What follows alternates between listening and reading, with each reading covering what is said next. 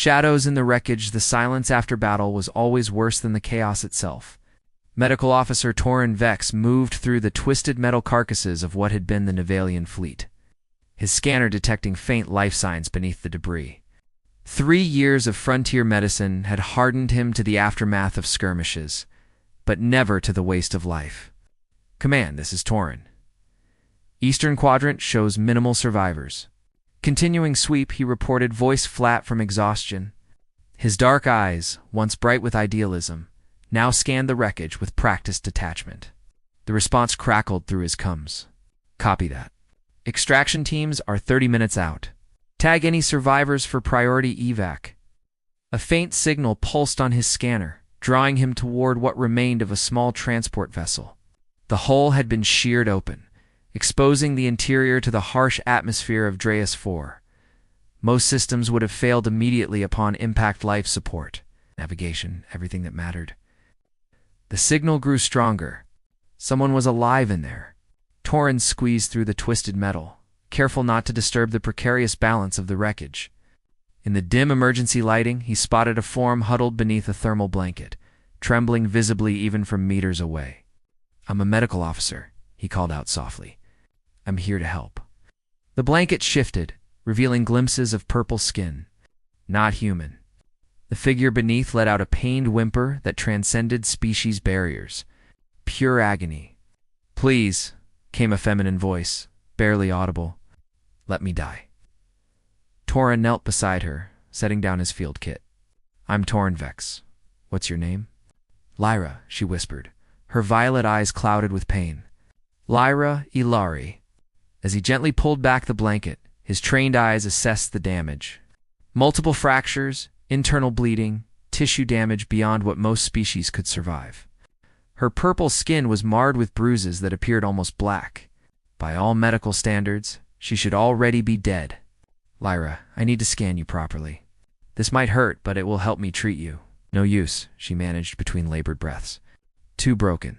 Please. ... Mercy." Something in her plea pierced through Torin's professional distance. He'd heard similar requests before. But something in Lyra's voice, a resignation mixed with ancient wisdom, gave him pause.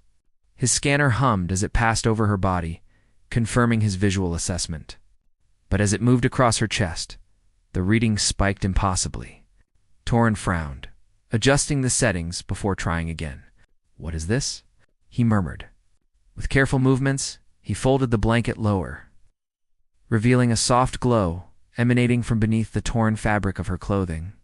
At the center of her chest, partially embedded in her flesh, sat a crystal no larger than his thumb. It pulsed with a rhythmic light, synchronized perfectly with her heartbeat. Lyra's eyes widened in fear.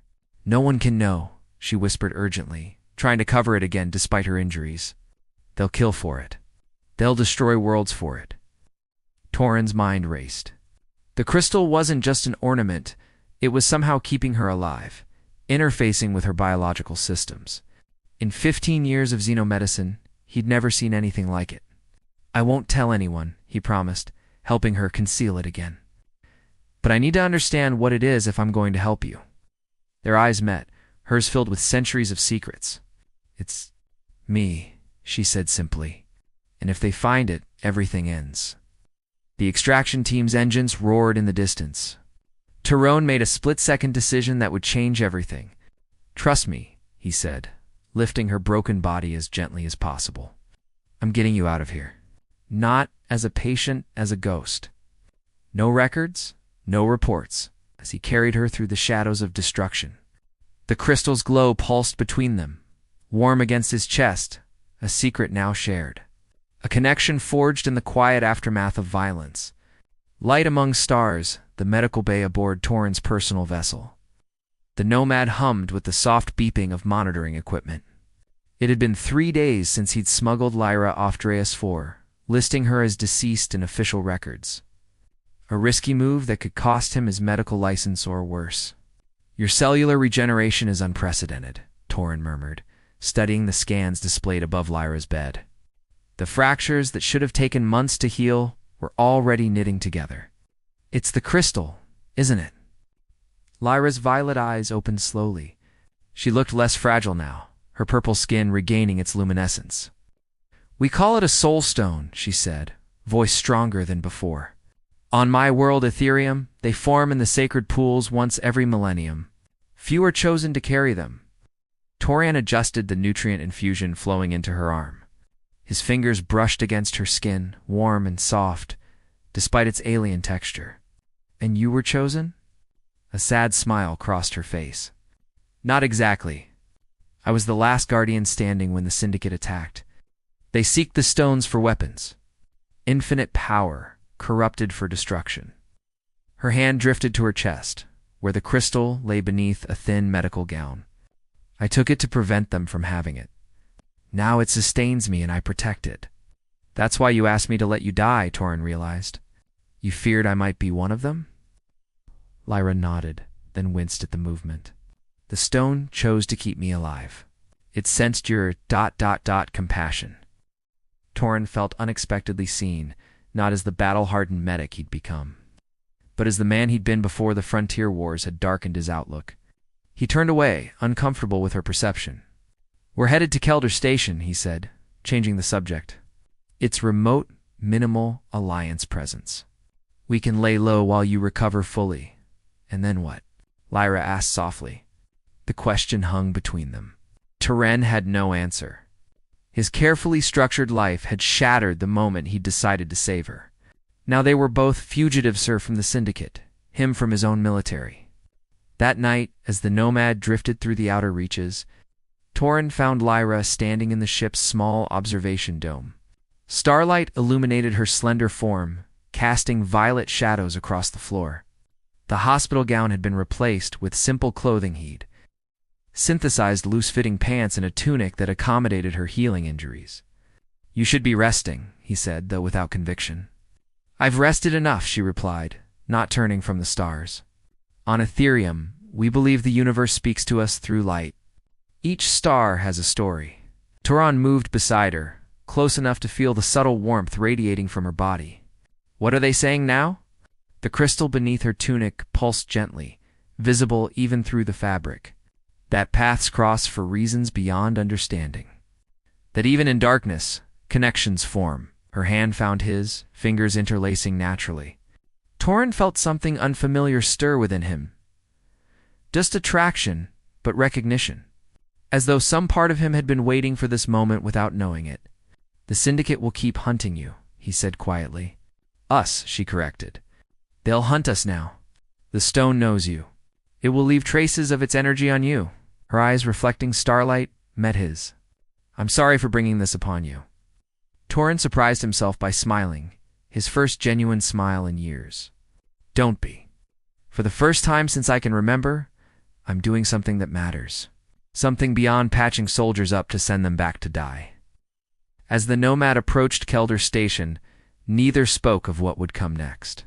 But in the quiet moments between stars, something profound was already taking root, a connection, transcending the boundaries of their different worlds. Part 3. Whispers of Trust. Whispers of Trust. Kelder Station clung to the edge of charted space like a barnacle on a forgotten hulla. Perfect haven for those wishing to disappear. Torin secured them modest quarters in the station's residential ring, where questions weren't asked and credit spoke louder than identification. "Home, at least for now," he said, palming the door lock to their quarters. The space was utilitarian, a main living area, kitchenette, refresher, and a single bedroom with a view of the nearest nebula. Lyra traced her fingers along the wall, leaving faint, illuminated patterns that faded moments later. An unconscious manifestation of her connection to the Soul Stone.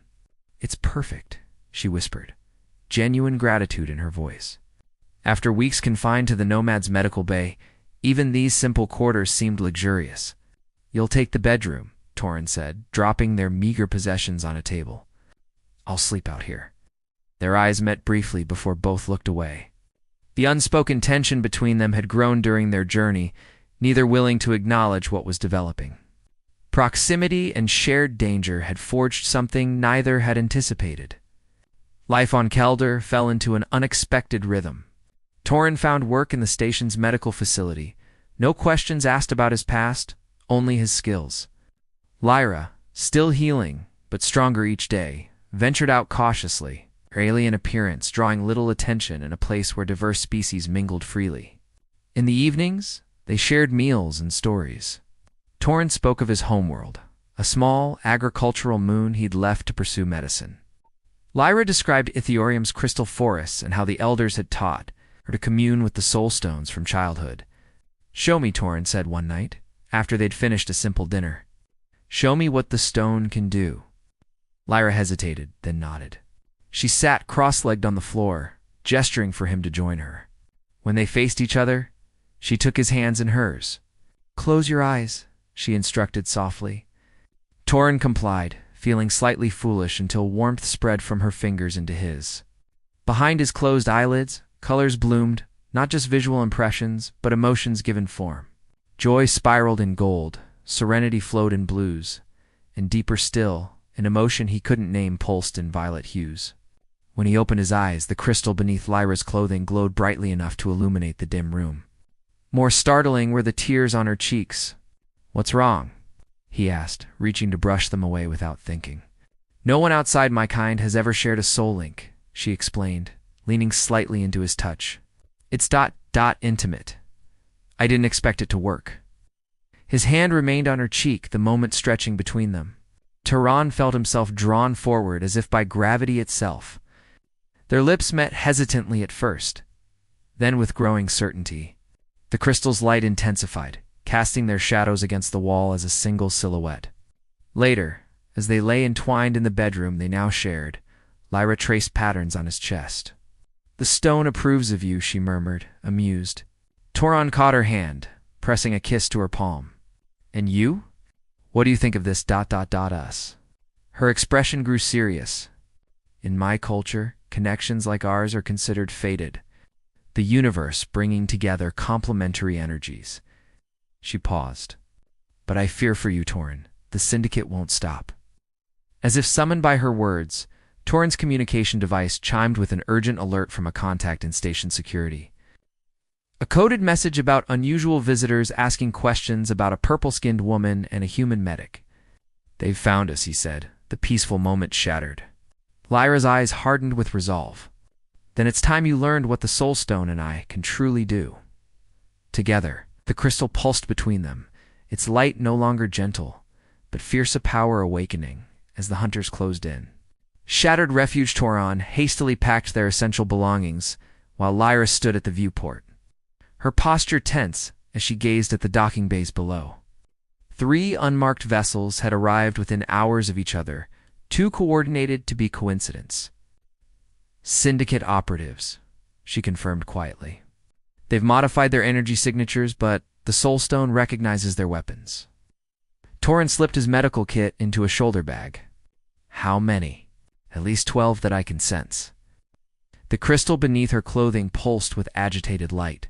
"They're spreading through the station. We have perhaps an hour before they find us." Their escape plan was simple, but riskier, the maintenance level. Commandeer a supply shuttle and flee to the nearby asteroid belt where they could hide until finding a more permanent solution. In the weeks they'd spent on Kelder, Torrance had made contingency preparations, never quite believing they'd be safe forever. They moved through service corridors, avoiding the station's main thoroughfares. Lyra's connection to the Soul Stone provided an unexpected advantage. She could sense the hunters' positions, guiding them away from immediate danger. "You've done this before," Torrance observed, as she deftly overrode a security panel, giving them access to a restricted elevator shaft. A sad smile touched her lips. "For 2 years before we met, always running, always hiding." Her violet eyes met his. "But never with someone I couldn't bear to lose." The maintenance level was deserted when they arrived. Labyrinth of machinery and emergency systems that kept the station functioning. Their footsteps echoed as they navigated toward the auxiliary hangar where supply shuttles were stored. They were 20 meters from their destination when Lyra suddenly froze. "Torrance, stop," she whispered urgently. "They're here. They've surrounded us." The first energy bolt struck without warning, sizzling past Torrance's head to scorch the bulkhead behind him. He pulled Lyra behind a massive ventilation unit as more fire erupted from multiple directions. "Surrender the Guardian and the stone," a mechanically amplified voice commanded.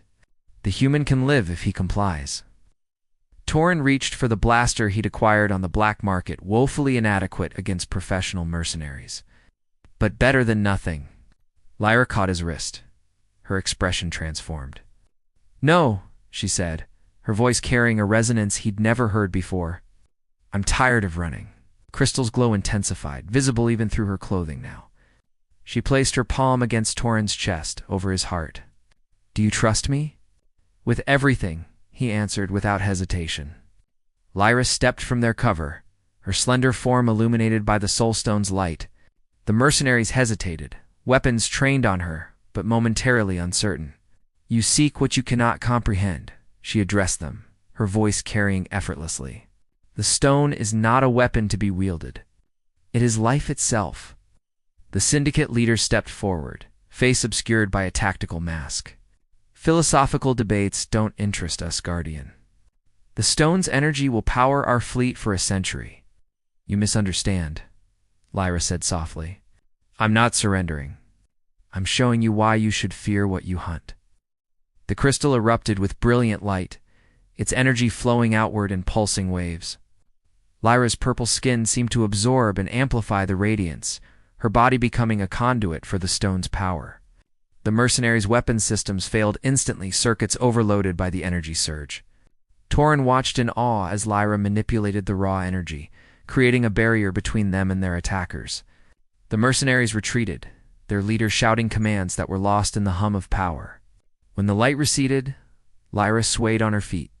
Torin rushed to support her, feeling the rapid beat of her heart against his chest. "We need to move now," she whispered, clearly weakened by the display. "The stone needs time to replenish." They reached the supply shuttle without further resistance, the syndicate forces temporarily in disarray. As Torin piloted them away from the station, Lyra rested her head against his shoulder. "I've never channeled that much energy before," she admitted. "I didn't know I could." Torin engaged the shuttle's stealth protocols, setting course for the asteroid field. "What changed?" Her fingers intertwined with his on the control panel. "You did. The stone draws strength from connection. From ... love." The word hung between them, a truth neither had voiced until now. As the shuttle disappeared into the protective shadows of the asteroid belt, Torin realized they had crossed a threshold not just in their escape, but in what they had become to each other. "Where can we go now?" he asked quietly. Lyra's eyes reflected starlight as she gazed through the viewport. "There's a place. A sanctuary. I never told you because I wasn't certain it still existed. But the stone is calling to others of its kind." "Other guardians?" She nodded, hope illuminating her features. "If they're alive, they'll help us. And perhaps together, we can end this running once and for all." Beyond the stars, the coordinates led them to Narita, a seemingly unremarkable water planet circling a dwarf star at the edge of the Cygnus arm, from orbit. Its vast oceans revealed no civilization, no technology precisely the camouflage the surviving Guardians would choose. "Are you certain this is right?" Torin asked as their stolen shuttle entered the atmosphere. Lyra stood beside him, her palm pressed to her chest, where the Soulstone pulsed with increasing intensity. "The stone knows its kin. They're here." Beneath the surface, it descended toward a small archipelago of islands, scattered like emerald droplets across the sapphire expanse. As they approached the largest island, the shuttle's sensors detected an energy field not hostile, but questioning. "They're scanning us," Lyra explained, closing her eyes to commune with her stone. After a moment, she smiled. "We're welcome." The ocean itself seemed to part beneath them, revealing a submerged structure of crystalline architecture. The shuttle was guided into a docking bay that sealed seamlessly after their entry, water draining away to leave them in a cavernous space, illuminated by the same ethereal light as Lyra's soulstone. They were greeted by 7 guardians, diverse in appearance, but each bearing the distinctive glow of a soulstone. Turan observed them with a healer's eye. Some appeared ancient, others barely adults, but all carried themselves with quiet dignity. None were the same species as Lyra, confirming his suspicion that the stones chose bearers. Across worlds, an elderly guardian with scaled skin the color of sunset approached them. "Lyra Ilari of Ethereum," she said, voice resonant with emotion. "We believed you lost when your world fell." "Morwen," Lyra whispered, recognition and relief flooding her features. "I escaped. Just barely." The reunion was bittersweet as Lyra learned the fate of other guardians, some slain by the Syndicate, others scattered across distant systems. Of the original 27 sanctuaries, only Narita remained undiscovered. "And this human?" Morwen inquired, turning crystalline eyes toward Torin. "He bears the stone's energy signature, yet carries no stone himself," Lyra said simply, reaching for Torin's hand. "When I was broken beyond healing, he found me. When I begged for death, he gave me purpose." Morwen studied their linked hands with ancient wisdom. A soul bond, rare beyond measure with one not chosen by the stones. She addressed Torin directly. "You understand what this means? Your life force is now intertwined with Herzend, with the stone."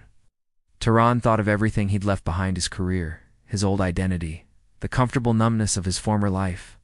None of it compared to what he'd found. "I understand," he replied, "and I choose it freely." The Guardians accepted Torin as one of their own, recognizing what the Soul Stone had already determined. In the days that followed, he and Lyra were given quarters overlooking an interior garden where crystal formations grew like living sculptures. "The stones aren't just power sources," Lyra explained as they walked among the formations. "They're fragments of consciousness from the universe's creation. They seek balance through connection." Torin paused beside a particularly intricate crystal that seemed to respond to their presence, brightening as they approached. "Is that why your stone saved you?" "Why it accepted me?" "Partly," she acknowledged, turning to face him fully. The soul stone in her chest glowed visibly, even through her clothing now, no longer hidden or feared. "But I believe it also understood what I couldn't admit, that from the moment you found me, something fundamental changed." She took his hands, placing them over the crystal. The connection flared between them, not just the stone's energy, but the deeper current they'd created together. "The Syndicate will find this place eventually," Torin said, voicing the fear that lingered despite their sanctuary. "Perhaps," Lyra agreed, "but we're no longer alone, and the Guardians have a plan not to run or hide, but to scatter the stone's knowledge across 1,000 worlds, ensuring that even if some are lost, their wisdom survives. And us?" he asked, drawing her closer. "What's our part in this plan?" The crystal pulsed in harmony with their heartbeats as Lyra smiled up at him. "We'll be messengers. Together, we'll carry a shard of the original stone to establish new sanctuaries. Not guardians exactly, but something new, a bridge between worlds." That night, as they stood on the balcony of their quarters watching the oceanic currents swirl above the transparent dome protecting the sanctuary, Torin realized how completely his life had transformed. From a man who had lost faith in everything to someone entrusted with the universe's most precious secrets. "Are you afraid?" Lyra asked, reading his thoughts as she often could now. "Not of what's coming," he answered truthfully. "Only of what might have been if I hadn't found you beneath that blanket." She turned in his arms, her purple skin luminescent in the combined light of stars and soul stones. "The universe conspires toward connection, Torin Vex, even in our darkest moments. It finds ways to create light." As their lips met, the crystal between them pulsed with possibility, no longer a burden to protect, but a promise of the journey ahead. Around them, the sanctuary hummed with ancient power and new hope. Proof that even in a galaxy torn by conflict, healing could begin with a single act of compassion. Beyond the crystal's embrace lay uncertainty, danger, and the ever-present threat of those who would corrupt its power. But in finding each other, Torin and Lyra had discovered something the Syndicate could never understand or possess: a force more resilient than any weapon, more enduring than any empire. Love, it seemed, was the greatest power of all.